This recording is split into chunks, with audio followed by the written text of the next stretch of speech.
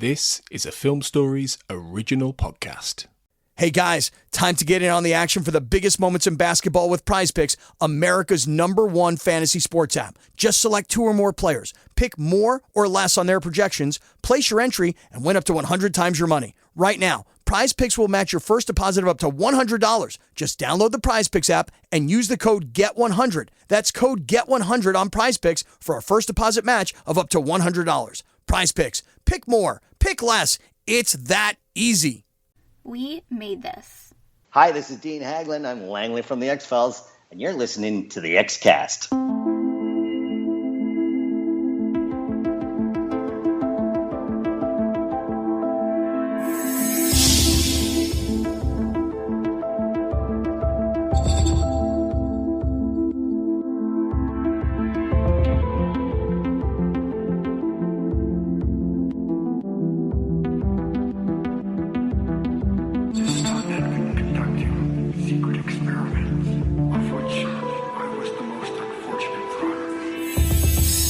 Hello and welcome back everyone to the X-Cast. The truth is in here, or maybe it's just a game.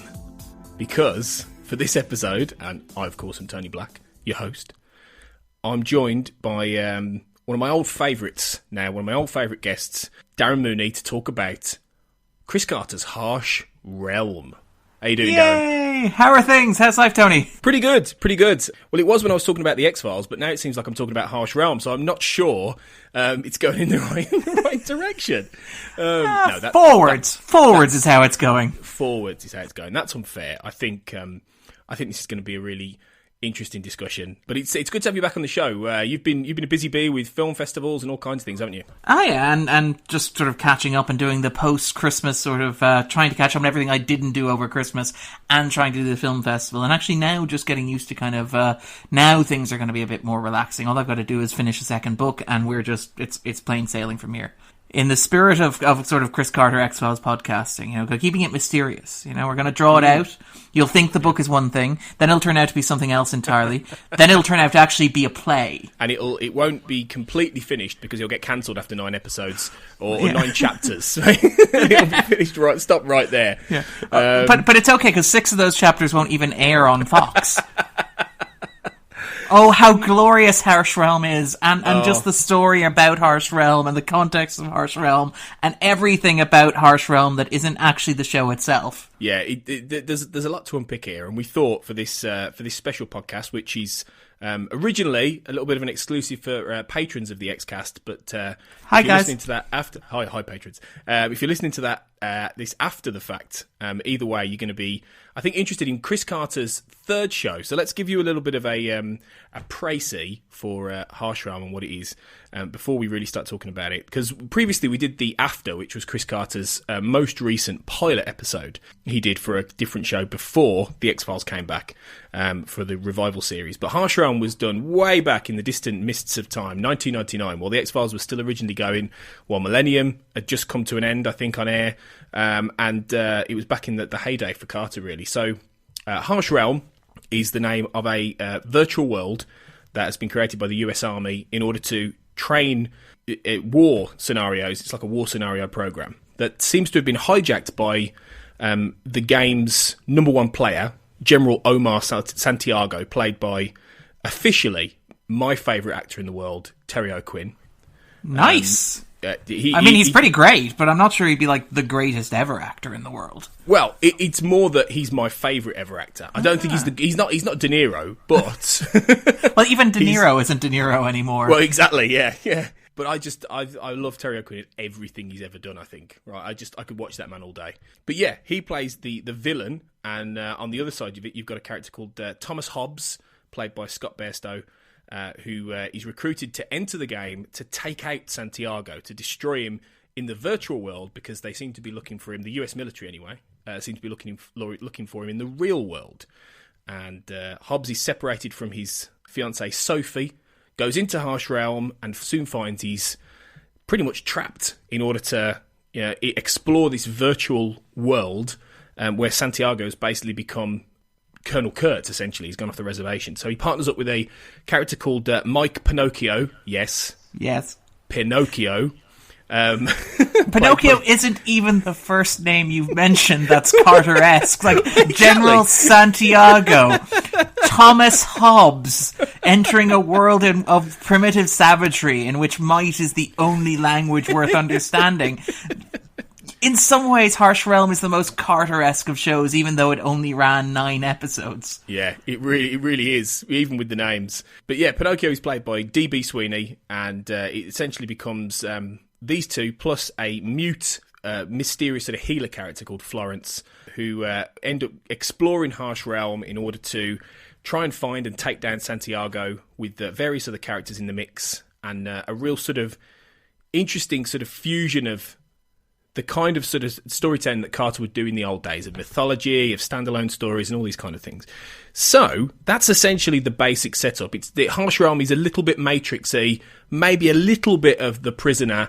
It's a mix of stuff, and obviously going into all kinds of reference points. So, Darren, you've written extensively about this in the past. It formed part of your book, Opening the X-Files, which came out last year. Shameless little plug. You can buy it. Thank you very much.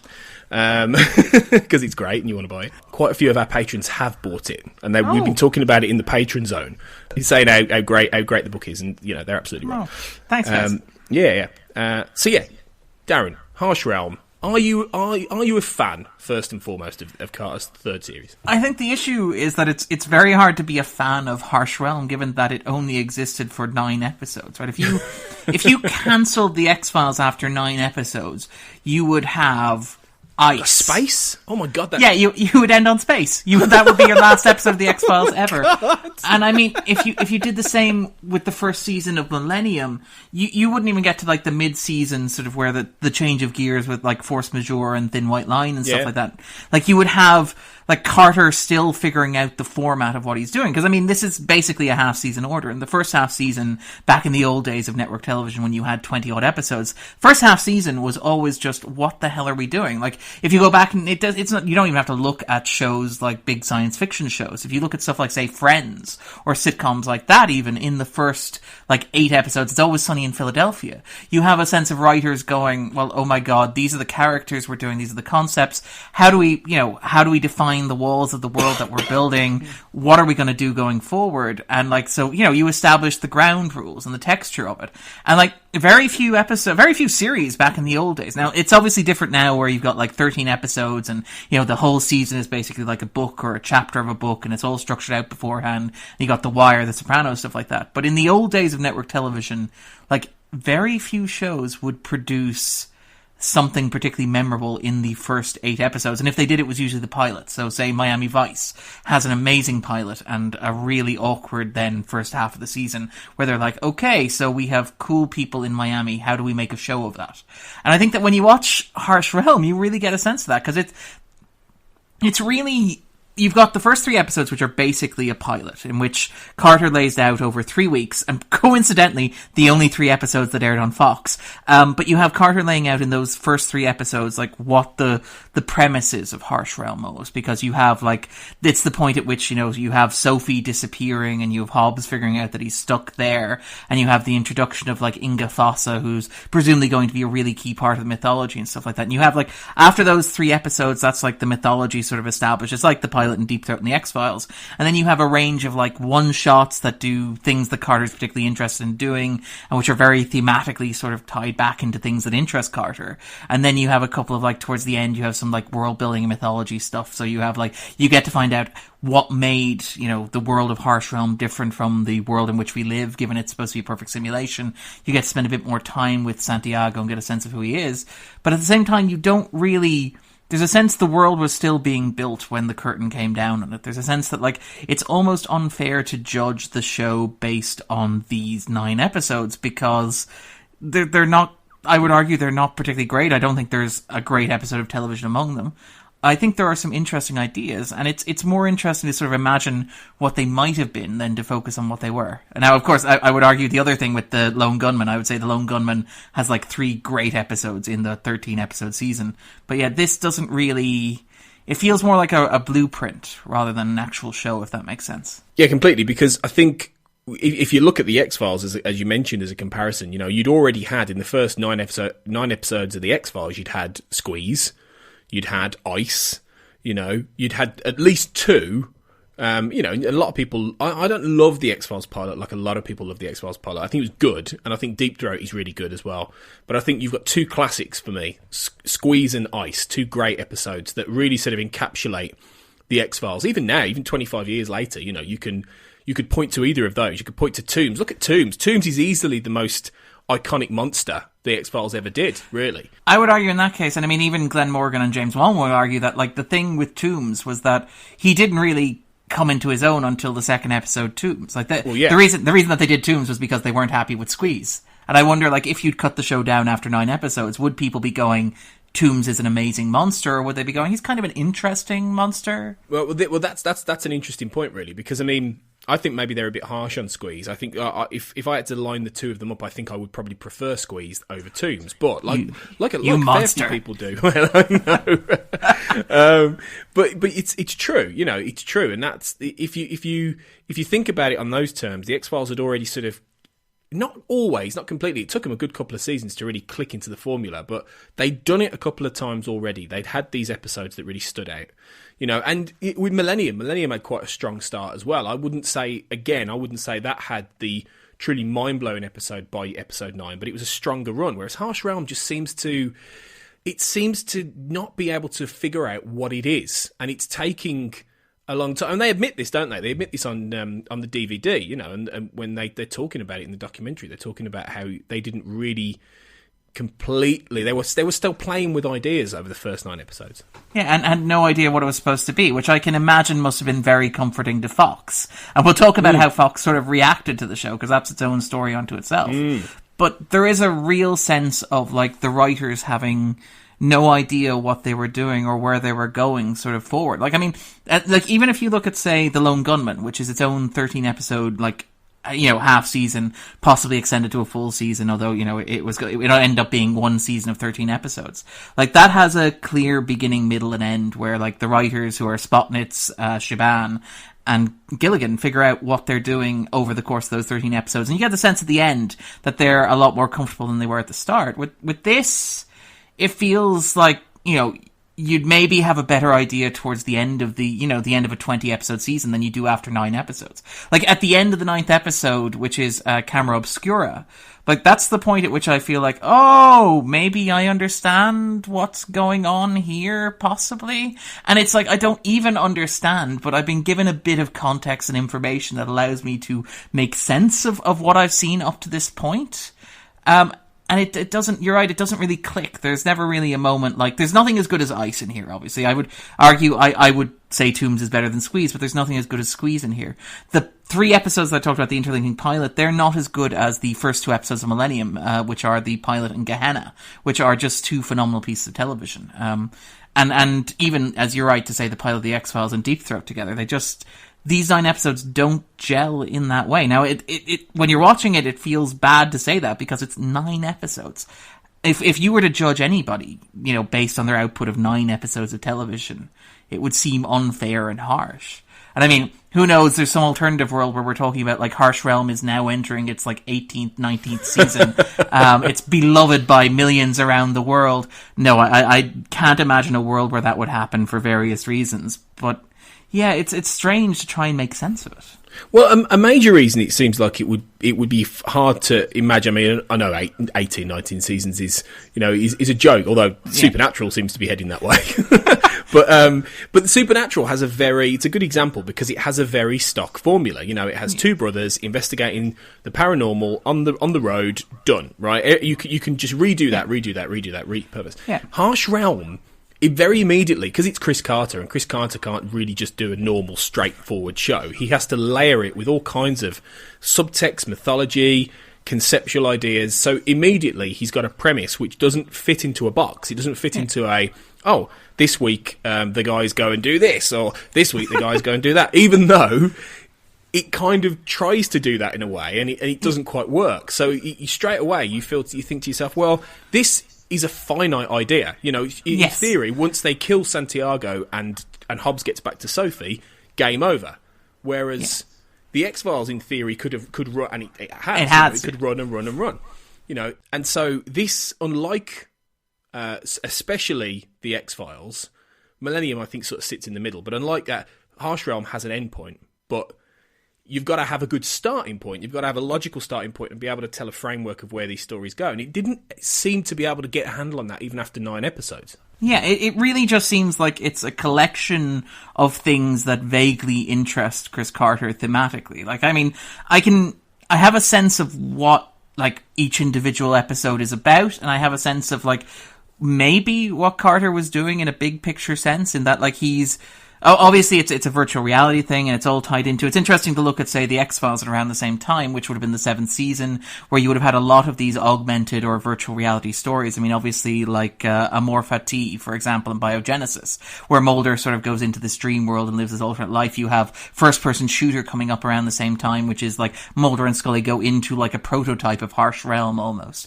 But you have this sort of fascination with like virtual and nested reality in Carter's writing, even looking at stuff like the X-Files. And it fits within that context. And you have a whole bunch of other stuff that randomly happens over the season that is recognizably Carter doing stuff that he likes to do. So you have like this weird religious subtext, which has never been as strong in the X-Files as it is during the 7th season, is also very strong in Harsh Realm, because like one of the many things, and over this course of the podcast, I'm gonna keep saying, it's gonna be like one of those phrases I'm gonna return to.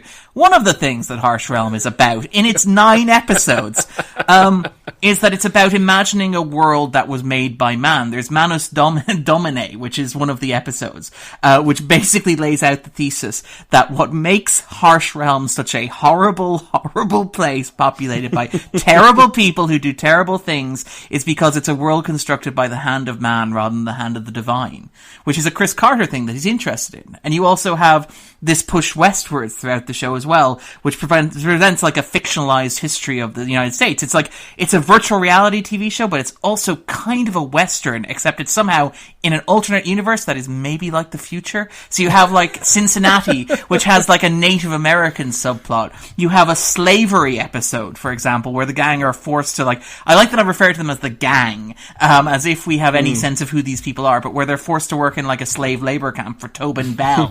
Like, you have a sense that like the show is broadly like it's Carter doing stuff that interests Carter, but you're right when you say like, what is the formula here? Like, what is like the quantum leap? If this show had, like, during the opening credits, had a monologue that actually didn't just explain that this is a virtual reality world, that actually said, this is what we're doing this week, what would it be? Would it be like Hobbs and Pinocchio help random strangers? Is it like the Incredible Hulk, where they just travel the countryside? Is it like the A-Team, where if you have a problem and no one else can help? But it doesn't have that. And you're right when you say that it's halfway between like having a serialization drive, because it's basically where in the virtual world is Omar Santiago. And it's like you're right that the premise is like they go in, they find Santiago, they kill Santiago, they get out, he reunites with Sophie, and maybe there's some stuff about the mystery that, you know, the relationship between the real world and the world of Harsh Realm, which is suggested to be recursive, maybe, I don't know, because this is a Chris Carter show. But you have this sort of like idea that you have this mission, and you accomplish this mission, and so every episode in the season, in theory, should be building towards this, because it's a very, like, your end point, it's like Westworld or Game of Thrones. You have a clear end point for the season that you should be building towards, which, to be clear, is a remarkable thing to be doing on Fox in 1999. But it's very clear that Carter, like, has no idea what he's doing with it. It's like, it's an even more serialized concept than, and you're right when you point out the X-Files and Millennium, because, like, the X-Files big mythology arc is, well, you know, the end of Deep Throat, where Deep Throat says they've been here for a very long time. And that gives Carter the option to go absolutely anywhere he wants to go with it at that moment in time. Like, it's an open book. Or Millennium, which suggests that, you know, evil is at work in the world, and maybe there's something behind it, but we're going to keep it vague and ambiguous. So, like, every episode doesn't have to feed into this overarching mystery. Whereas, like, this is like Apocalypse Now meets The Matrix, in the Old West, but also somehow the future. And it's like, okay, your job is to go in there and kill Omar Santiago. And it's like, okay, it's not to like contemplate the nature of our existence or something big. No, it's like you have a solid 3-act structure. You go in, you get lost, you find him, you kill him. That's your story here. And Harsh Realm doesn't do any of that. There's like, after those first 3 episodes, it just meanders through these really weird plots with snow globes and Tobin Bell and Native Americans and Romeo and Juliet, but with nuclear weapons in New York. It's I have no idea what this is. The point is, I think, had it been made now, and I know it's easy to do this with a lot of things. Had the X-Files been made now, it probably would look very different. You can do that with a lot of shows, but I think Harsh Realm is a particularly good example to do that because, you mentioned Westworld, for example. Now, Westworld isn't exactly the same, but there's certain ideas in Westworld that sort of cross over in a way, that link. It's this idea of a virtual world, essentially, and ideas of what is reality and all this kind of stuff. So even though it's a different show, that is a very serialized show, and imagine, the comparison is, imagine if Westworld had a format where it had 22 episodes and you had like the Man in Black going off, or I don't know can't remember what the main character's name in Westworld is. Dolores, isn't it? Yeah, it might be, yeah, Dolores, and they're just going off having like random adventures in the Old West. And then they come back to a 2-part mythology episode, and then they go off again, and it becomes like I don't know, the OK Chaparral or whatever. It's just like, well, you would totally see that very differently. It would be a massively different kind of show, and arguably, I don't think it would work half as well. So I think if you had Harsh Realm, if it had been able to sort of work in that context, you might have found it could have had a 10 to 13 episode season where it just hits all the beats. An episode like Cincinnati would be like your 4th episode as opposed to your 8th episode. And you'd be able to get into, or maybe even your 3rd episode. You would be able to get into all these ideas very quickly. And by the end of season 1, if it seems to be building towards Santiago launching an attack on the real world, which the suggestion is it was, that's where you get to in like 10, 13 episodes, as opposed to 22, where 22 12, if you're lucky. If you're lucky, yeah. It sounds like this could be like a 4th or 5th season finale sort of premise. It's like the first... Well, yeah.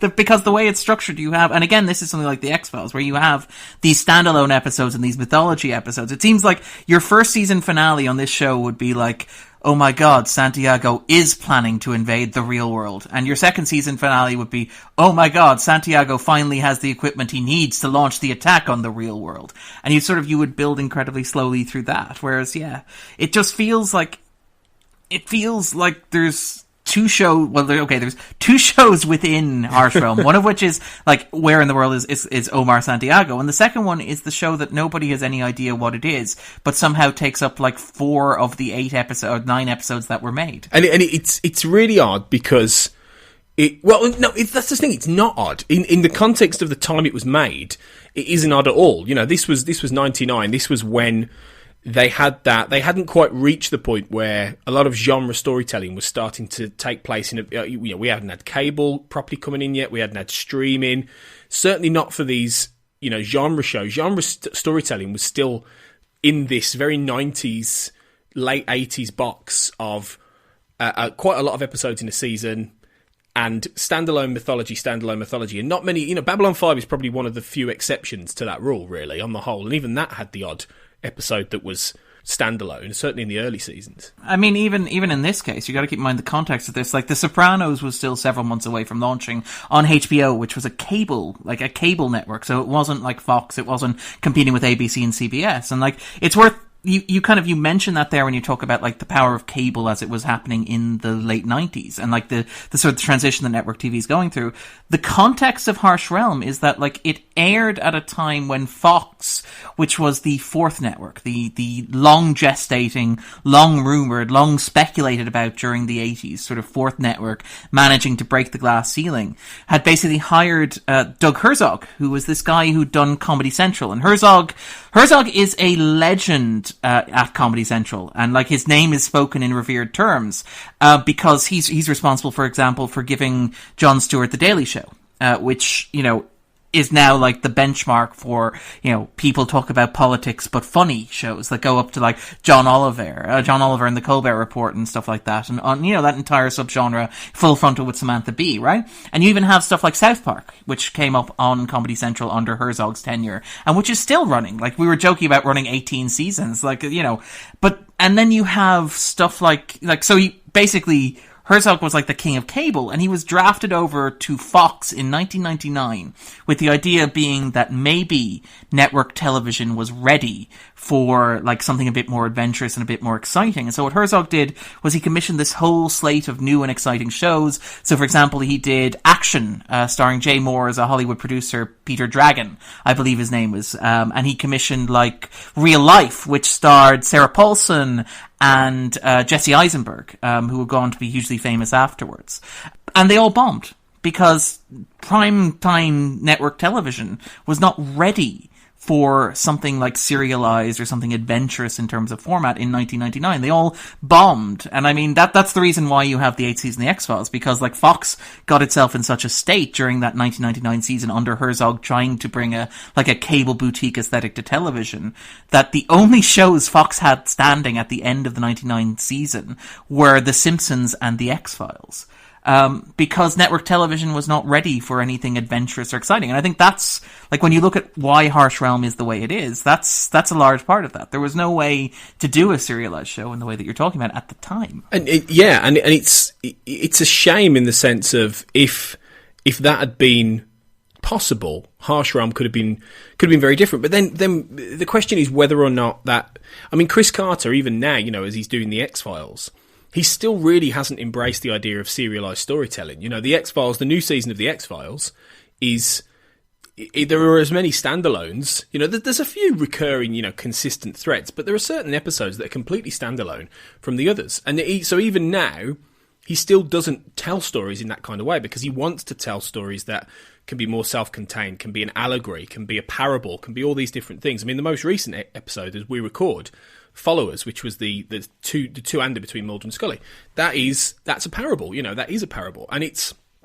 you know, you've got all those different things in play. So he doesn't want to tell a story in that sense. So I don't know if he would do Harsh Realm differently. I think he might do it in a similar way, but I think the problem it had, as you said, was the place in time it was aired, the ideas being maybe a little bit overreaching in that sense. Also, I think it suffered from, you know, and you've said this in your reviews, and I completely agree, it suffered from a really bland leading actor.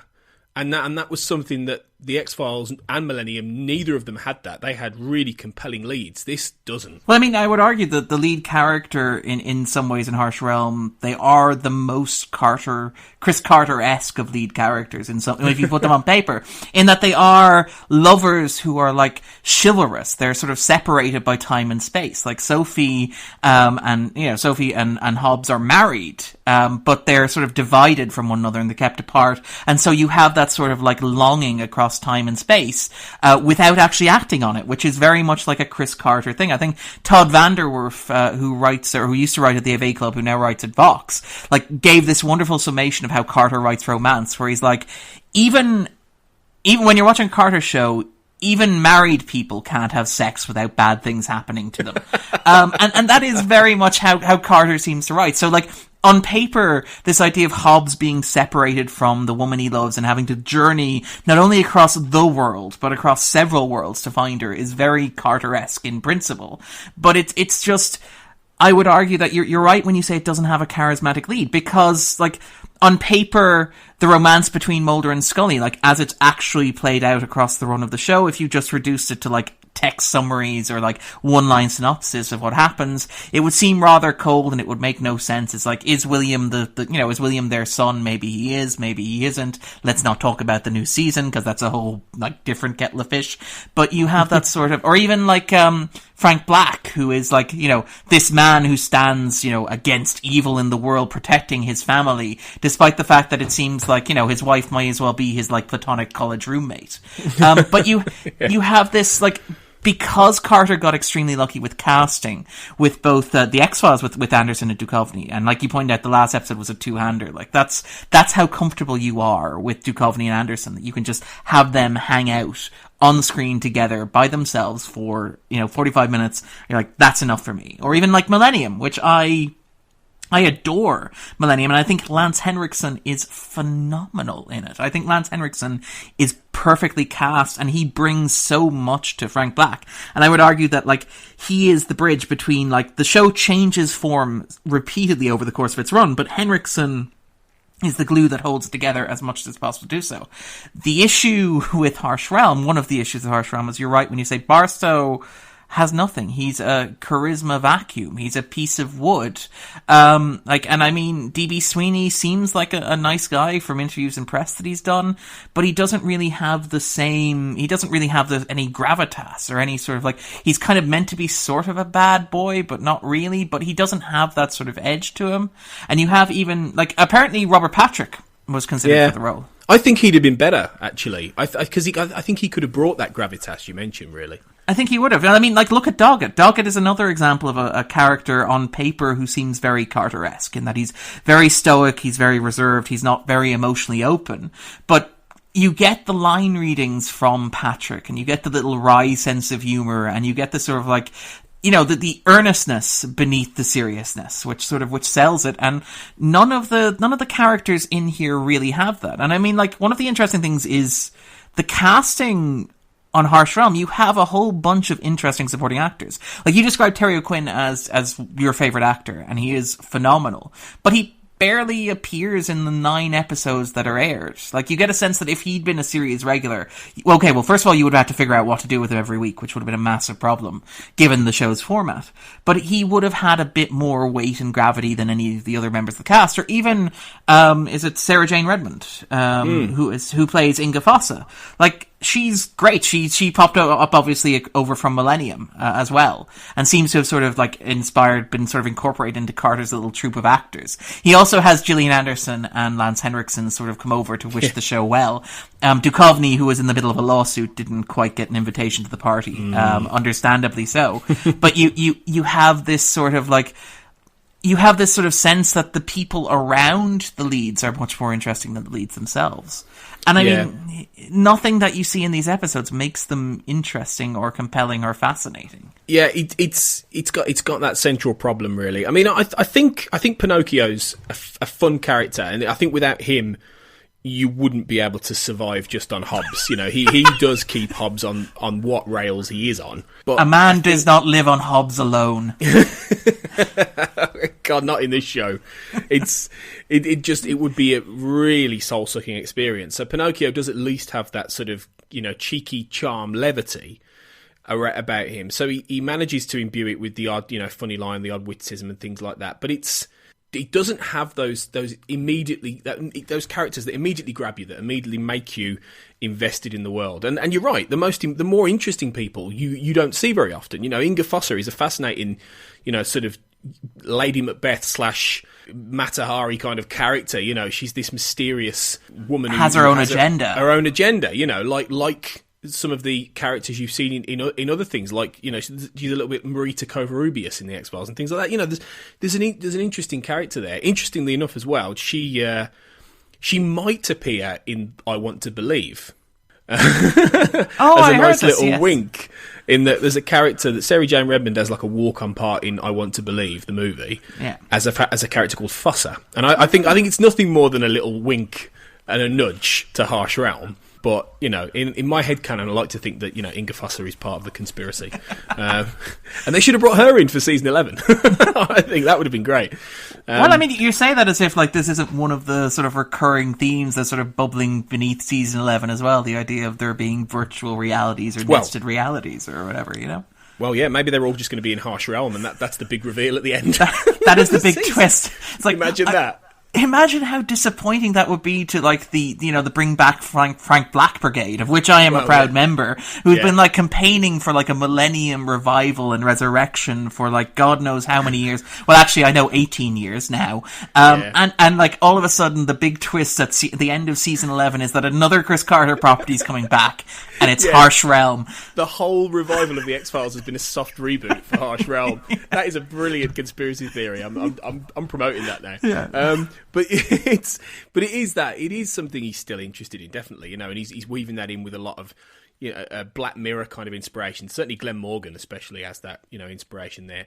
But so a lot of these ideas have never really left him. But it is that problem with Harsh Realm in that there are so many good ideas. There are so many interesting ideas, and a lot of the individual episodes, once you get past the first three, as you say, that form like a sort of connected long pilot, you've got episodes like Kind Ausgang, the fourth episode, which is where it's a World War II scenario that's on a loop. Within there, yes. Yeah. You're watching this and going, what the hell is this show? Right, yeah, and you're like, eh? In theory, they could have recreated all kinds of war scenarios. They could have had them end up in, the Spartans, in ancient Greece, or they could have had them in Vietnam and, Waterloo and all these random things. And it could have been quite eccentric in that sense. Who knows? Who knows what they could have done? But the idea, I think, was that there are lots of components to this world, and I think the idea of the world building behind it is really interesting. There's lots of different, there's like a nuclear bombed New York. There's the countryside where you've got mysterious healing sisters. You've got weird sort of village cults which are cannibalizing people, all kinds of stuff. And it's like, well, you've got this real world here, but what is the show? How does it all fit together? Yeah, exactly. It does in some ways, though. It does feel very Carter-esque in that, you can draw a very clear connection between certain ideas that Carter's been playing with. So, for example, the entire premise of the show, as you pointed out, Santiago is basically Colonel Kurtz, which makes this, obviously Apocalypse Now, which is the ultimate Vietnam movie with no disrespect to Full Metal Jacket. And it's that is, again, something that Carter has been very interested in throughout his work. He's very much informed by Vietnam, and he's talked about this in interviews and stuff like that. Vietnam sort of left a lingering sort of mark on his psyche and on the American psyche, and he's very keen to explore that, and the X-Files sort of touches on that as well. You have stuff like The Three Percenters, which is the Cannibalistic Village episode that you mentioned, which is written by Frank Spotnitz, which is basically our town, but with lines of code instead of Second World War survivors and so like that. And you have this whole thing that runs through the show. You have this aesthetic that goes through the Western. So you have the interest, the Native Americans who live within the simulation, who are mounting their own rebellion in Cincinnati, which sort of comes along to what Carter was doing in the X-Files with, Alfred Halstead, for example, and stuff like that. And the, Anasazi and that sort of stuff that was happening. And you have this whole sort of stuff that interests Carter playing out and sort of bubbling and simmering through. You could make an argument that what Santiago is doing is very similar to what the conspirators are doing in the actual X-Files, where they are shadow government ruling the world and reshaping it in their interests, and that they've created this invisible sort of conspiracy theory world that Mulder and Scully have to navigate and explore. And Harsh Realm just literalizes that by, instead of having it be a metaphorical world of conspiracies and sort of connections and this sort of metaphor for manifest destiny and the American sort of psyche and sort of the landscape of that. Instead, what Harsh Realm does is, okay, let's literalize that by setting it in a computer. So you can do stuff you can have the slavery episode, you can have the cannibal episode, you can have the strange religious nun episode, you can have the Romeo and Juliet with a priest played by Robert Knepper and a nuclear bomb in New York episode. And you can do this stuff in a very abstract way. And it is undeniably a Chris Carter creation. And it should be noted that this aired in late 1999, which was around the time that pop culture was obsessed with these things. And Carter was very much I would argue Carter is one of the greatest creative minds of the 90s in pop culture, and that he understood the psychology of the 90s and the popular zeitgeist and stuff like that. And I think that you can see that when you look at his shows. Obviously the X-Files, is the most obvious one because that just channeled into, that encapsulates the decade for many people. But even stuff say Millennium in many ways reflects the impact that movies Kiss the Girl, Single White Female, Silence of the Lambs, sort of all those movies had on popular culture at the same time. This arrived in 1999 around the time of The Matrix, and they talk a lot about this on the special features. Frank Spotnitz is we were so screwed when The Matrix came out, and Chris Carter's actually William Gibson said that the Matrix was a great $200 million trailer for Harsh Realm, and you're okay, I can, that's a bit of a pitch, but you go for. But you do have around this time you had all these movies say The 13th Floor, even The Truman Show. You had Dark City. You had this whole idea at the end of the 90s, this question of what reality is. is. And like Carter was very engaged. I pointed out the stuff that he was doing in the X-Files at the same time. But Carter was very much engaged with this idea of like, is that sort of Plato's cave analogy, the idea of like, is the world that we're living in actually the real world, or is it just something that we have metaphorically confused, with the real world? And that's sort of like, is it simulacrum? I think is what Bouillard calls it. I'm terrible with pronunciations. I apologize for anybody listening who knows what I'm talking about. But the idea that, like, as you reach the millennium, you had this idea of, like, creating something that was, to quote Bono and Coke, even better than the real thing. You had this idea of, like, a simulated fake world. And it doesn't have to be a literal fake world like virtual reality in this case, but you had this idea of not knowing what was real and genuine and concrete and serious and, like, actually meaningful in the world, which is something that Carter comes back to repeatedly. Like, Harsh Realm is just the most literal embodiment of that sort of that trope or that theme, in that it is a virtual world. And like, even in the show itself, like for example, I think in the pilot you have the graffiti from Harsh Realm that seems to show up in the real world. In like, I think Reunion, you have this weird suggestion that somehow maybe Hobbs's mother is connected to him even though he's inside the video game, and there's a snow globe, so maybe the game exists in the real world and the real world exists in the game. There's a sort of weird nested way of knowing that even the real world that Sophie's in. And I actually wonder, this is like one of my pet theories, and it's impossible to know going into like Harsh Realm or 9 episodes of it. I wonder if Carter would have built the idea that the world that Sophie's in is not the real world either. But you have this sort of like playful, is anything real, which is quite clever and very timely, I think.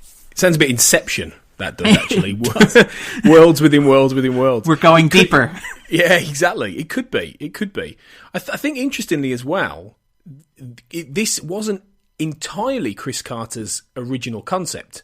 This came from a comic book, very loosely based on a comic book by 2 writers called James D. Hudnall and Andrew Paquette, who then launched a lawsuit against Carter and made him put on the DVDs their credit for creating the original comic book of Harsh Realm, which seems to be very different. It was like a gumshoe entering a very Middle Eastern world. It's a middle-aged sort of swords and sorcery sort of thing. But he took that idea of this place. He took the name. He took a basic idea, and it's interesting that it wasn't his own creation. He's played down the comic book stuff a lot, which is funny because I think again, had he made it today, he wouldn't have been so quiet about the comic book tethers, and he may well have made something a little bit more faithful, given how much comic books have become much more of a cultural currency. Yeah, absolutely. It's interesting the way he sort of played that down as well. Well, I mean, Carter does that quite a bit. He's like, when he talks about his influences,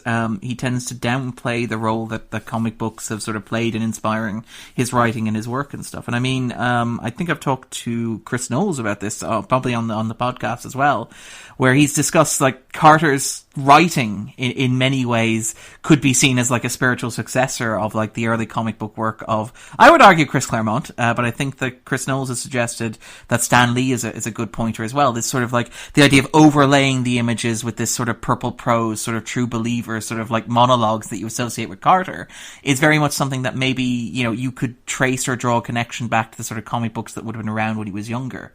So I'm not surprised that there's maybe an influence of the comic book here, although I do think Carter was very, very, very adamant going before he settled the lawsuit, before the terms were put in the DVD, that he didn't copy, that he didn't plagiarize. And so I am curious about that. But I mean, the whole production of Harsh Realm was a nightmare from beginning to end for everybody involved in it. In terms of, you obviously, I suspect and anybody who's listening probably has a rough idea of what happened, but to give a sense of this, right? So Carter, a couple of years before Harsh Realm was launched, Carter inked a deal with Fox for somewhere between $25 and $30 million to develop a whole... I know. He was basically the Shonda Rhimes of like 90s Fox. Or the Ryan Murphy of 90s Fox. Ryan Murphy, yeah. But the idea was that because Carter had done the X-Files, and the X-Files was like the biggest show on Fox, with the possible exception of The Simpsons, that he would then develop a slate of shows, and as far as the executives were concerned, like he would keep striking gold, and he'd produce this whole range of like spin-offs. You'd have like Carterland, which would be like a whole block of 3 hours of programming that would be like, the X-Files and Millennium and, Harsh Realm and Lone Gunman or something like that. And you'd air them, and like, that would be, you wouldn't have to worry about, Sunday nights or Friday nights or whatever. That would be that taken care of. And what happened is that it didn't quite work that way, in that Millennium took off. It had massive ratings when it launched, and then it sort of dwindled over the first season, then it sort of died a slow death over the second and third. When he launched Harsh Realm, interesting enough, Carter's argued that Fox were on the bubble about cancelling Millennium coming out of its third season. And what convinced them to cancel Millennium, ironically enough, was that they thought that Harsh Realm was going to be such a huge hit. And in fact, like, Fox were very enthusiastic about Harsh Realm. And you can understand why they would be. It's a Chris Carter show, and it's about computers. And kids love computers, right? And I mean, it's hip and it's modern. It's like The Matrix is this big movie that's coming out. It's going to be huge. And you can see why Fox would, in theory, get very excited about that.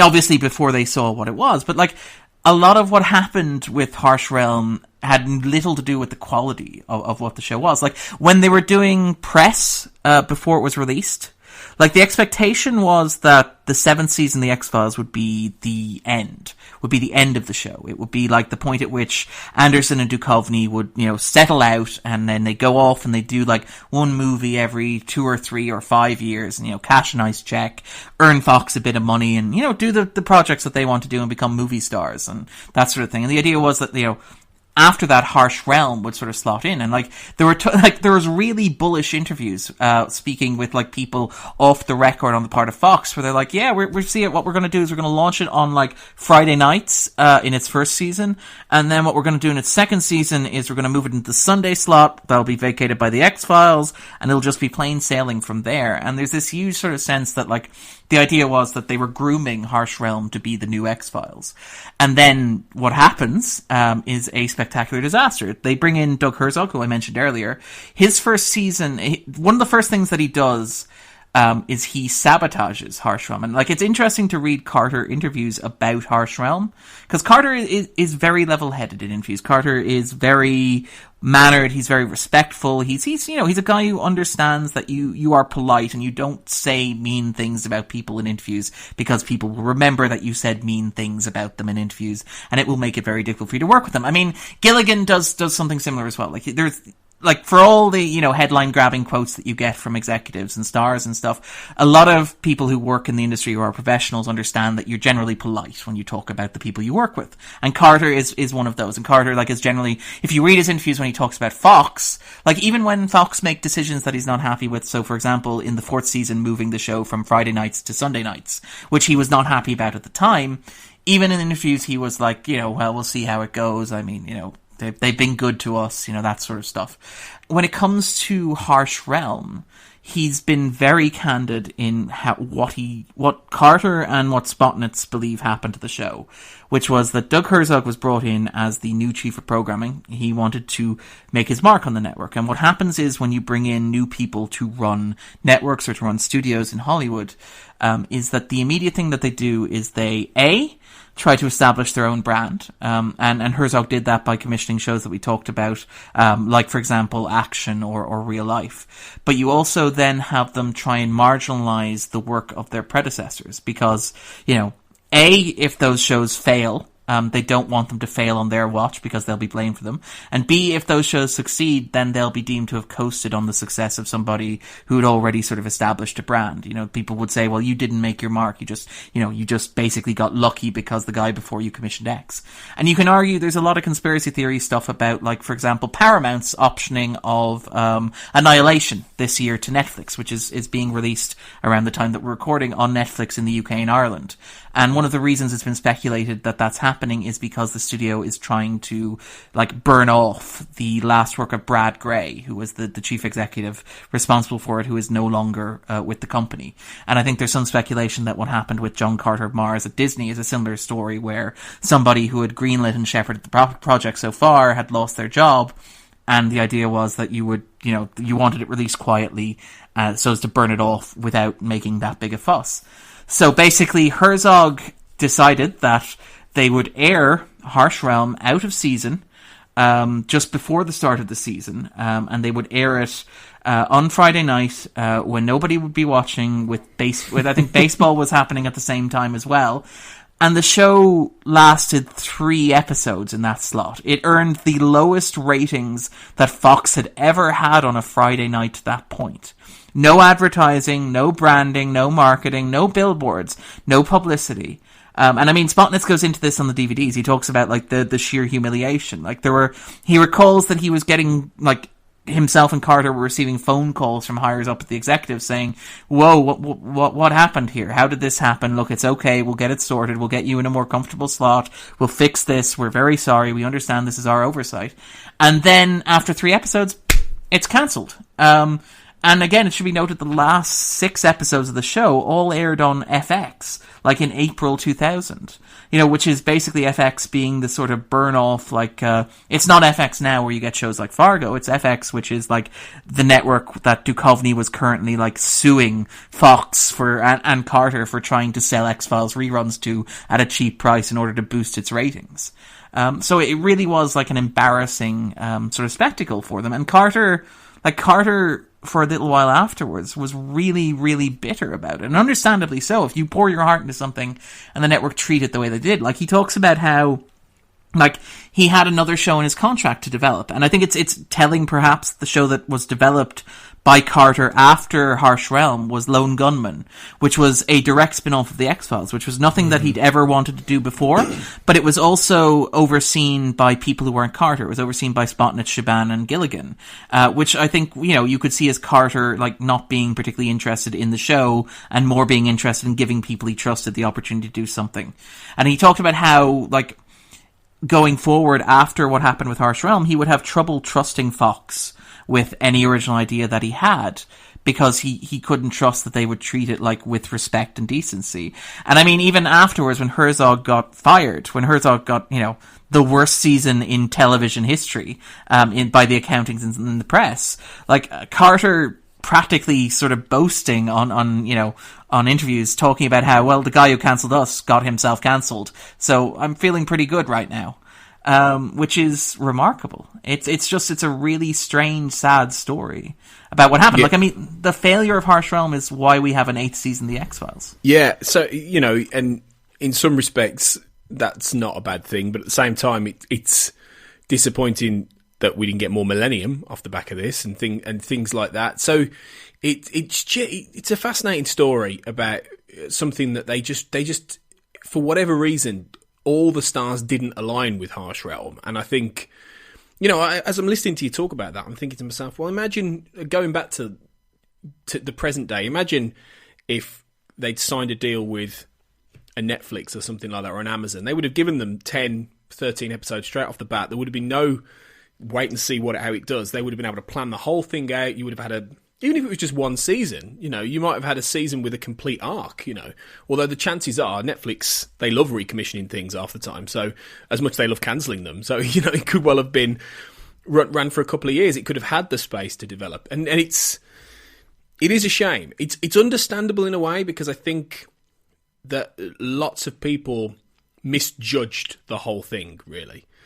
But the question is, and we've got some questions from listeners and some comments from listeners, and one of them is about where it would go next, and that's the question from Adam Silver, one of our patrons, who asked us what are your theories on where the plot, characters, etc. would go next. What do you think, Darren? And you in some of your reviews, you've hinted at some of these things, and you've taken a little bit of a pot shot at where it might have gone. But what season 1 finale, by that point, where would we have been? I don't know. I suspect by season 1 finale, you probably would have ended up with, like, a higher and clearer definition of stakes. Because you've got to keep in mind that with the season 1 finale of the X-Files, you had, Mulder and Scully, Mulder ringing Scully to let her know that the X-Files was basically over, that the X-Files was sort of shut down, that they'd been shut down, and that, you know, things were not going to be the same going forward. And then, you know, look at the first season of Millennium,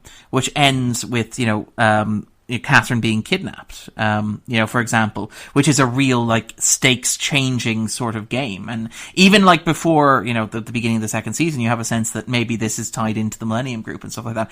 So I wouldn't have been surprised to see, like, a gelling and a coming together at the end of the first season, where you would have had basically, this is Santiago is planning to attack the real world, and this is exactly how he's going to do it, or something like that, or, you know, some sort of massive reveal of some sort of twist of kind of stakes. I can't imagine what the twist would be, because I can't imagine. I sort of speculated a bit when I was watching the show that one of the big twists would be that what we think is the real world is not actually the real world.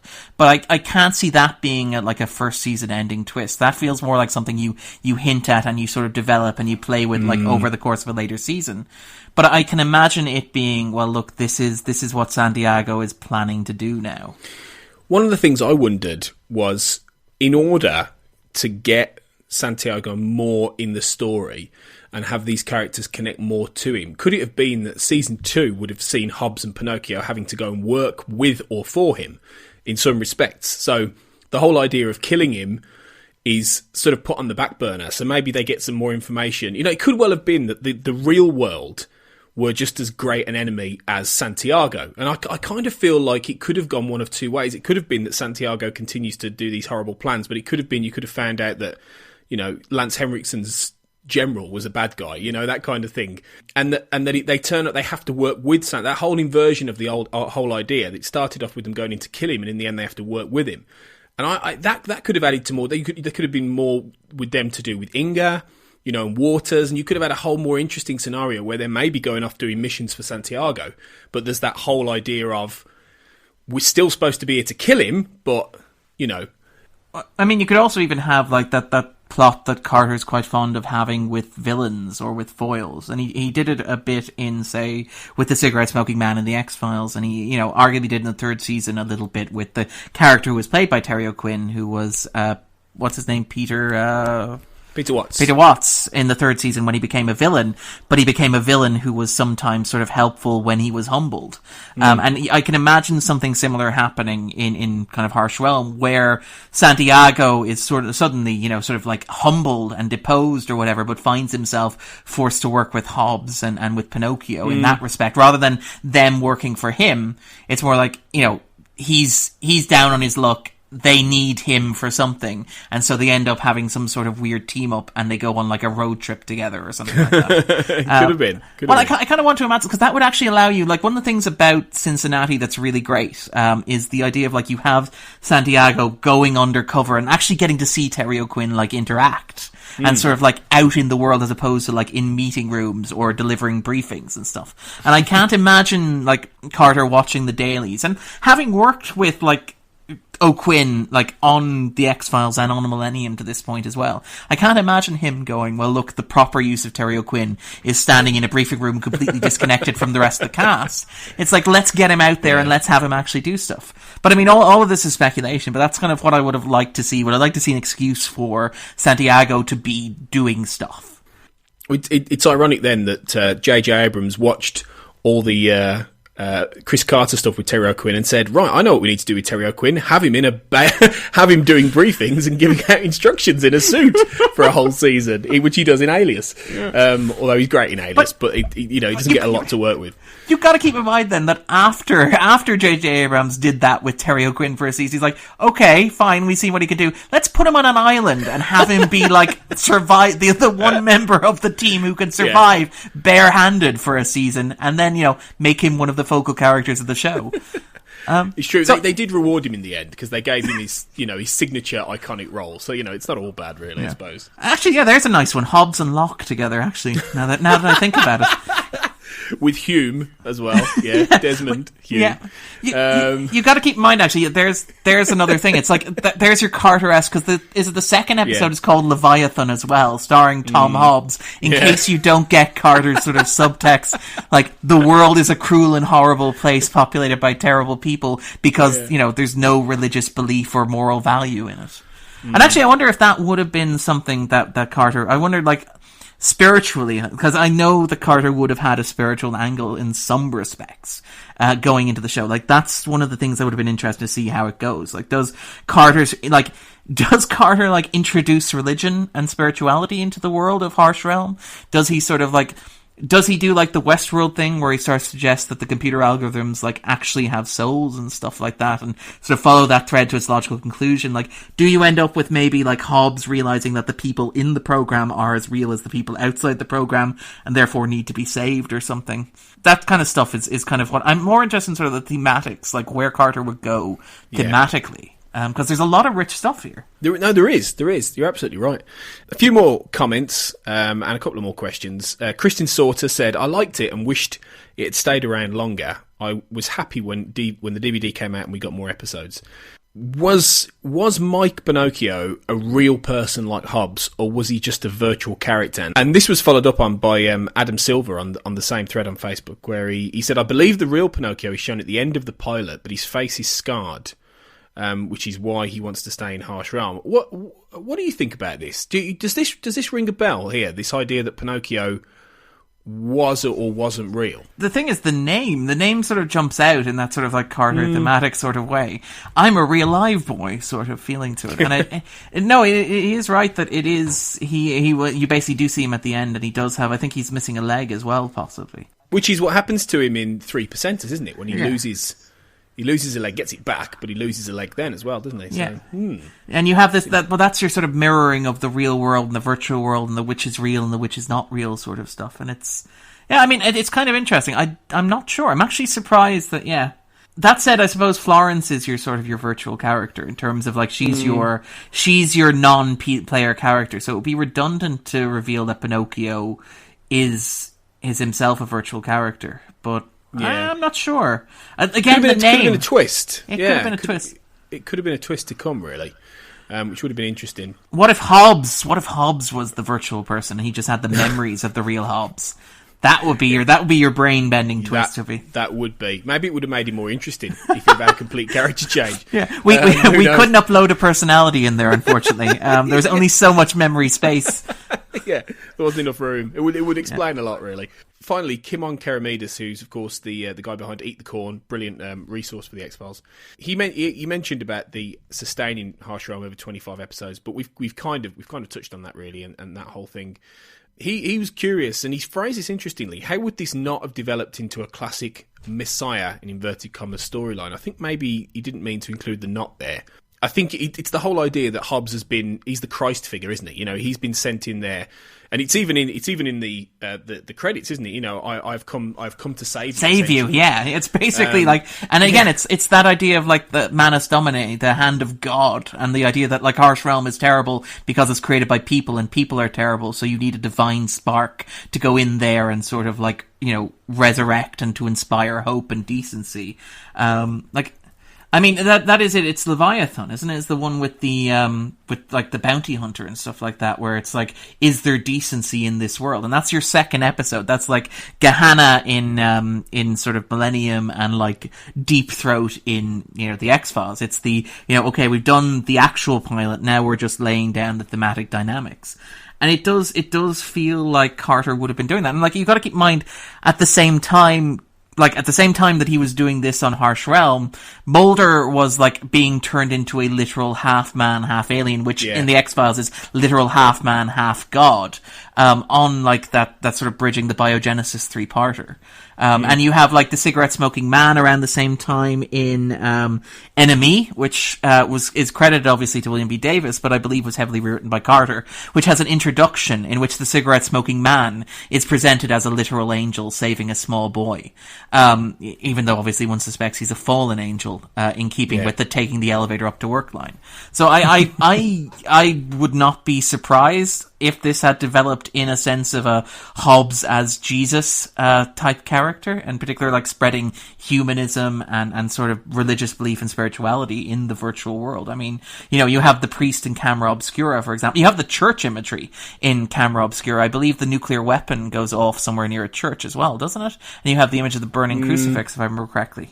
It might have been more literal, though, mightn't it? I mean, as opposed to say, with the X-Files, they sort of set up that idea that Mulder was a Christ figure, although at the same He's time... literally crucified at the start of the 7th season. Like, he has a crown of thorns.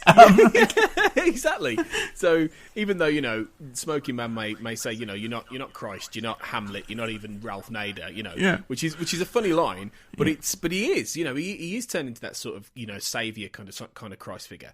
But they don't really know what to do with that then. Where do you go there? Where do you go from that, really? So it kind of just, it's within that three-parter, and it's sort of just ignored after that, really. Yeah. But with Harsh Realm, you can have, like you said, you can have Hobbs going around this realm, maybe with his friend who has healing powers, who can heal the sick, and like you said, spreading all this humanism. It would have been a much more literal sort of Jesus parable than anything that Carter had done before.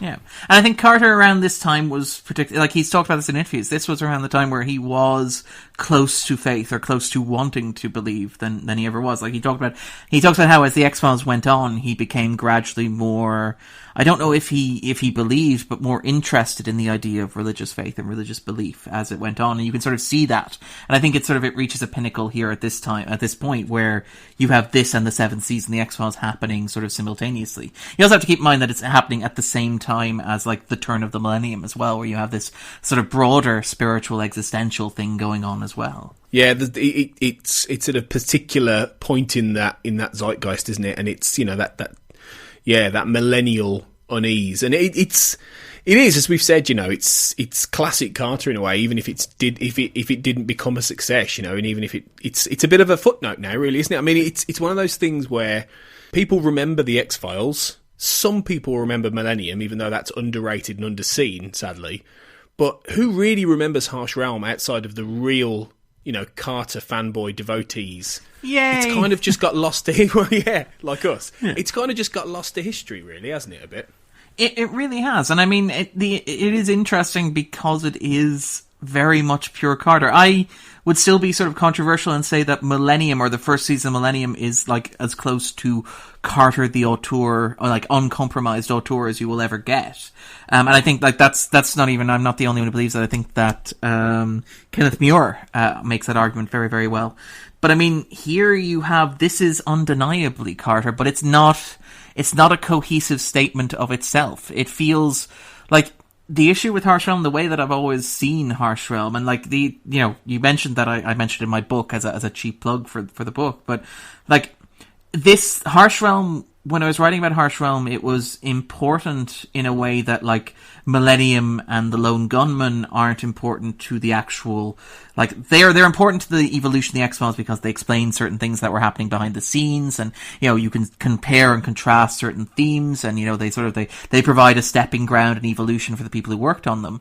Whereas writing about Harsh Realm feels more like season 7B, or like season 7 like Z of the X-Files, where it's like it's this little nugget that's like tucked in and doesn't really make any sense outside of that context, in that not only are all of its themes very much of a moment and of a piece with what Carter was doing on its elder sibling show at that moment in time, but like its very nature of its existence, like that's designed to be replacing the X-Files at the end of this year, but failing spectacularly because of sabotage that reflects like a broader, like horrible situation, car crash at Fox, which leads to the existence of the 8th season of the X-Files, but also like engaging with like stuff that Carter had been playing through the X-Files, like this idea of American Identity, Manifest Destiny, the push westwards, the idea of like rugged, like, the immigrants coming to the country, and that's largely what Harsh Realm is. It's these like people from the real world are basically settlers arriving on this virtual American continent and like basically claiming it as their own and carving it out and like literally exploiting and harvesting it in a way that plays almost as a metaphor for the colonization of America, which again is something that plays through the X-Files as well. Like Harsh Realm doesn't make any sense on its own or as a definitive statement of itself, but it's informative and I think enlightening of what Carter was doing at that moment in time, if that makes sense. Yeah, it fits within that window, doesn't it? Really, and I think no more a good example of that is the X-Files episode Sign und Zit, where in the teaser Mark Rolston's character is sitting watching TV before his daughter gets kidnapped, and there's a scene with Hobbs and Pinocchio in the pilot running down a corridor, and he starts watching. He goes, "This is great." He says, "This is great." If only he'd watched the next episode, he would have seen himself. Yeah, well, exactly. Where was he? When they were trying to get their audience the figures. viewing figures. Yeah, it's like, mate, I know your daughter got kidnapped, but come on, right? Where's your loyalty to Harsh Realm? Yeah, you could at least set the TiVo. But there is this weird nesting of like Carter shows. And it happens a lot in, say, the 6th season of the X-Files. So, for example, you could argue that Harsh Realm, we know from Sign Unseat, is a show within the world of the X-Files. And we also know, then, that the X-Files is a show in the world of Millennium, because in an episode of the 3rd season of Millennium, somebody's watching Kill Switch. I think it's Closure, I'm not sure. But, so I think, so it's this weird nesting doll effect where, you have this level of virtual reality where it's not just a virtual world. It's actually like a television show within a television show within a television show. It's Inception. There's Chris Carter. Chris Carter is sitting at the top of it with a spinning top, just having fun. That's basically what's happening. So yeah, Harsh Realm is something, I think, go and check it out. You more than likely will have watched it already if you're listening to us. But spoilers if you haven't. Well, yeah, sorry about that. If you have been listening to us, go and check it out anyway, because even though it's only 9 episodes, you can get it really cheap. If you dig around on Amazon, you'll find it. You'll get it really cheap. And, it is worth watching as a Carter completist, and then go to Darren's blog and read his extensive and brilliant reviews on each episode, because they add so much context to the kind of things we've been talking about this last hour or so, and they're really, really in depth and interesting. So they were a great companion to me. They're as ever, they're great, and they're a great companion to me watching these episodes and coming off the back of it and starting to think about it and everything. So well, what I want to say is actually, if you are watching, like if you're doing an X-Files rerun again, just fold Harsh Realm into watching the 7th season, and it works very, very well. It makes a lot more sense than just watching the 9 episodes, I'd argue. So watch the 3 episodes, then watch the opening of the 7th season, and then sort of interspace them as you wish. It's good strategy. I'm going to try that again when I do a full X-Files rewatch at some point. Although after the pod watch, I don't think I'm going to do that for about 10 years. But we'll see. But yeah, it's been really good talking Harsh Realm. So my pleasure. Yeah, thanks for coming on for this, Darren. Where then direct people to where you are on Twitter and your blog and everything like that. Perfect. You can find me online at Darren_Mooney at Twitter. I'm also at the movie blog with a 0 instead of an O in movie. So I think one of my friends pronounced it as them zero vi blog, which works very, very well. But if you just Google my name, it'll come up very, very handy. I do reviews there. At the moment, I'm reviewing the Dublin Film Festival, or the films that I saw at the Dublin Film Festival, but I typically do reviews of Star Trek. I will at some point be doing reviews for the new season of the X-Files. I just have a mountain of work I'm trying to slowly climb my way out from under. And yeah, I also host a podcast called The 250. Tony's actually been a guest on it several times, and hopefully will be again soon if we can organise something. Where we talk about the IMDb's top 250 movies of all time. We take one movie a week and we sort of talk through it at length, in great detail. But it's good fun. I enjoy doing it, and I hope people enjoy listening to it. And my publisher would kill me if I didn't mention the book. I think Tony mentioned a lot of people have been very supportive, so you probably either have it already or have read it already, and thank you very much for that. If you haven't, I'm going to bother you one more time, and I apologise for that. It's Opening the X-Files, a critical history of the original series. You can find it on Amazon, but you can order it pretty much anywhere online, or even go into a local bookstore. They can order it behind the counter. I've seen it at the BFI bookshop, which is amazing. That's wow. just a huge chuff sort of for me. That's something I'm very proud of. But yeah, brilliant. People have been great, and I'm very grateful for that. Well, it's a brilliant book. It's fantastic. Anyone who is, and we've said this before on the podcast, but I'll happily say it as many times as possible. Anyone who loves the stuff we're talking about, just you've got to get that book. It's essential. It's great. So and just it's not massively expensive. Go and buy it. It's well worth your time. So you know where we are. You know how to find us, but it'll be in the credits anyway, because I can't be bothered to say it every episode now. So I'll put it in the credits. Very efficient. Very efficient. Yeah. No one will listen to it, but it's efficient anyway. But sound design by Tony Black. Producer Tony Black. Editing Anthony Black. That's what my mum calls me, so maybe she can do the editing next time. But continuity by T Black. as I say, our patrons will get to listen to this first. So thank you guys for continuing to support the show. And if you aren't a patron and you listen to this down the road, then you can support the show by going to patreon.com/thexcast, and you can get more, enjoyable surprises like this every month. So that'd be great. Darren will be back at some point soon for brand new episodes. So it'd be great to have him back on. Yay! And until we return, remember, as always, it's just a game. The X-Cast, an X-Files podcast, is produced and presented by Tony Black, alongside a dedicated group of podcasters and X-Files fans. You can find us on Twitter at The X-Cast, and on Facebook if you type in The X-Cast, or at our group, X-Files Basement, an X-Cast podcast fan group, where you can continue the discussion about all things Mulder and Scully. If you want to support The X-Cast further, you can now subscribe and become a patron of the show on Patreon. On Google, just type patreon.com/The Xcast. That's Patreon. You'll see all of our tiers, subscription options and perks, which include early access to episodes, bonus content such as commentaries on X-Files episodes, access to a patron chat zone, and even appearing on one of our patron roundtable discussions. We would appreciate any support you can give the show, so just go to patreon.com/The Xcast to find out more. Our title music is provided courtesy of Will A, who you can find on Twitter at IamWillAYE.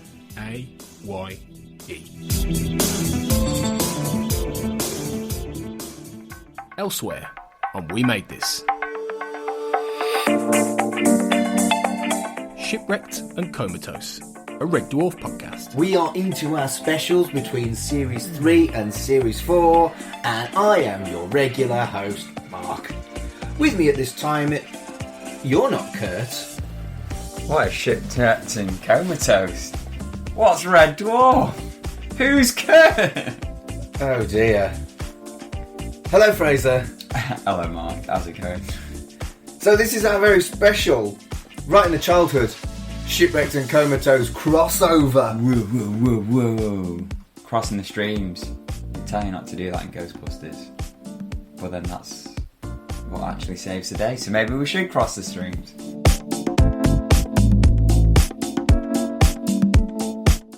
We are Starfleet.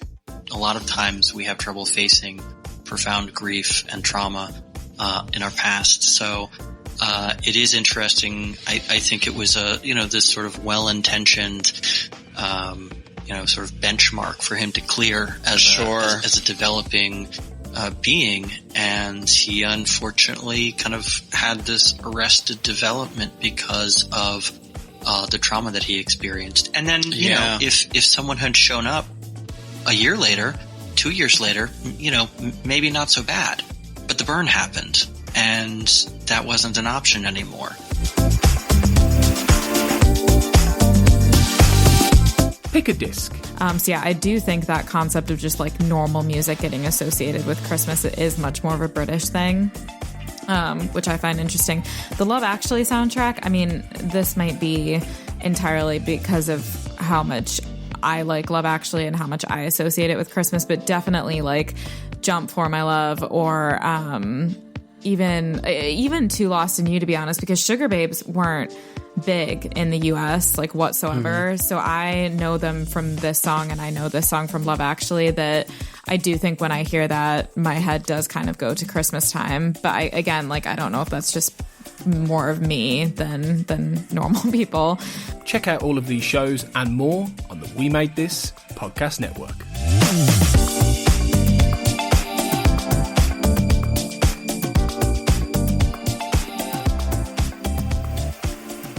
Till we return, remember, as always, it's just a game. As always? Maybe not as always. Okay, this once. This was a surprise launch. It's the soft reboot. Yeah. It's the soft reboot for Harsh Realm. Yeah. This podcast, the X-Cast, is the soft reboot for the... What would you call a Harsh Realm podcast? I think it's just a game would probably be the one to go for. Yeah, maybe. I still like your Where in the World is... I just like the idea of the podcast getting cancelled after 3 ratings and getting burnt off on wherever podcasts go. Probably would happen, yeah.